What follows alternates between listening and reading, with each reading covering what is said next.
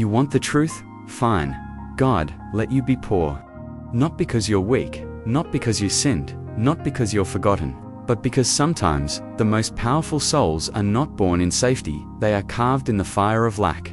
And maybe no one has told you this before, but let me say it now. Your poverty is not a divine punishment. Your struggle is not proof that God has turned his face away. In fact, it might just be the opposite. There are nights when the silence is louder than your screams. When you sit alone in your room, staring at the ceiling, wondering why the rent is late again, why your life feels stuck, why everything seems like a test you didn't sign up for. You scroll past people flaunting vacations, wealth, freedom, while your life feels like a fight just to make it through the day. You work hard, you try to stay good, you even pray, but nothing changes. And it's in those moments when your chest is tight with anxiety, your fridge is empty, and your hope is on life support that the most dangerous question is born. God, why would you let me live like this? You're not asking for a yacht, you just want to breathe. You're not chasing fame, you just want your dignity back. And when there's no answer, when heaven feels like a locked door, you begin to wonder, am I not enough? Am I cursed?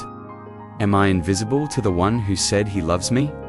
Let me tell you something, no prosperity preacher will. Jesus Christ, the Son of God, was poor. He was born in a stable, not a hospital, not a palace. He worked with his hands, not with royal rings. He didn't carry coins in his robe. He didn't command armies. He didn't ride chariots. He walked, often alone, often hungry. The King of Kings came to this world as the lowest among us, not to show off, but to say, I've been there, I see you, I understand, so don't let the world shame you for your condition. God's greatest vessel walked the dirt roads with nothing but sandals and a mission. He chose to be poor because poverty is not failure.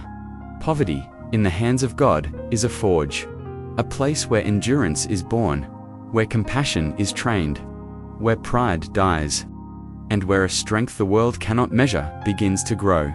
You see, if you've ever been broke, really broke, know what it means to give when you barely have enough. You know what it means to feel invisible and still show up for others. You know what it means to carry your pain without making others bleed. And that's rare. That's sacred. That's what the kingdom of God is made of. God is not cruel, but he is wise. And sometimes, the pain you're living through isn't punishment, it's preparation. If your childhood was filled with struggle, if your adulthood feels like survival mode, if your mornings start with worry and your nights end in tears, know this, God is still there. He hasn't forgotten your name. He's not ignoring your prayers. He's answering them in a language deeper than words. The silence you feel, it's not emptiness, it's work being done under the surface. A seed doesn't make noise when it grows underground, but it is growing, and so are you. I know you're tired. I know the weight is heavy. I know the thoughts in your head whisper that you're behind, that you're broken, that you'll never make it out. But I also know that the strongest people you'll ever meet weren't raised in comfort.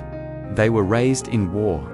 They learned how to smile with an empty stomach, how to love when their hearts were breaking, how to believe when the facts said otherwise. They are the quiet soldiers of hope, and you are one of them.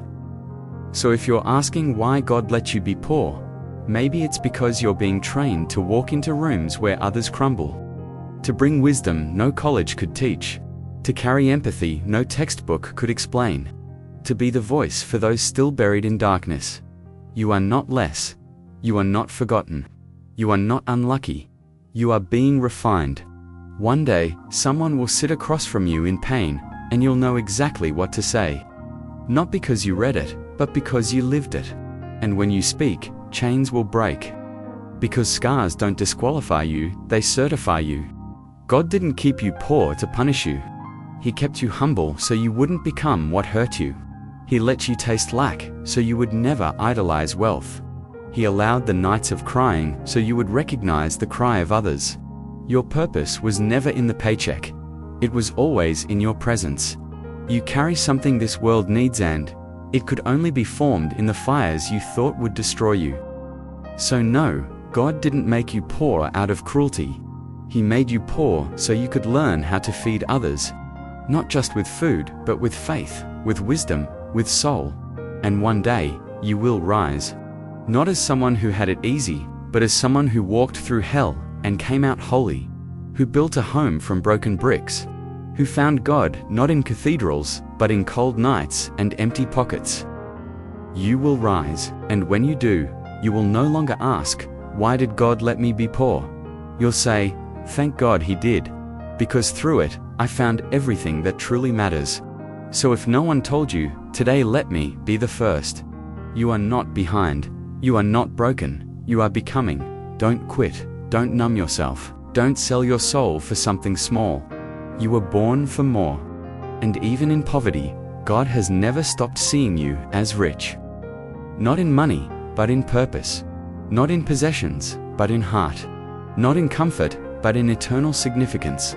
Hold on, your pain has a purpose, and your poverty might just be your greatest path to power.